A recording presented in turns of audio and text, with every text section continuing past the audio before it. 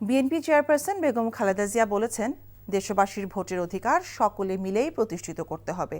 গণতন্ত্র প্রতিষ্ঠায় দলীয় নেতা কর্মীদের ঐক্যবদ্ধ থাকার আহ্বান জানান তিনি। সোমবার রাতে গুলশানে বিএনপি চেয়ারপারসনের কার্যালয়ে নেতাকর্মী এবং বিশিষ্ট জনদের সাথে ভার্চুয়ালি শুভেচ্ছা বিনিময়কালে এসব কথা বলেন তিনি। খালেদা জিয়া বলেন, বিএনপি নেতাকর্মীদের বিশাল ত্যাগ এবং সংগ্রাম বৃথা যায়নি এবং যাবে না।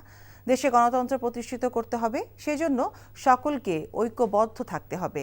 পাশাপাশি পরস্পরকে সহযোগিতা করার নির্দেশনা দেন তিনি। দেশবাসীকেও ঈদের শুভেচ্ছা জানান খালেদা জিয়া। অনুষ্ঠানে বিএনপি মহাসচিব মির্জা ফখরুল ইসলাম আলমগীর, স্থায়ী কমিটির সদস্য, বিশিষ্টজন এবং নেতাকর্মীরা উপস্থিত ছিলেন। খালেদা জিয়ার সঙ্গে তাঁর ছেলে তারেক রহমান এবং চিকিৎসক ডাক্তার AZM জাহিদ উপস্থিত ছিলেন। বহু দল আছে, বহু জনে আছে যারা সবসময় বিএনপিকে হিংসা করতো, ঈর্ষা করতো, দেখতো, অন্য চোখে দেখতো, কিন্তু সেটা নয়।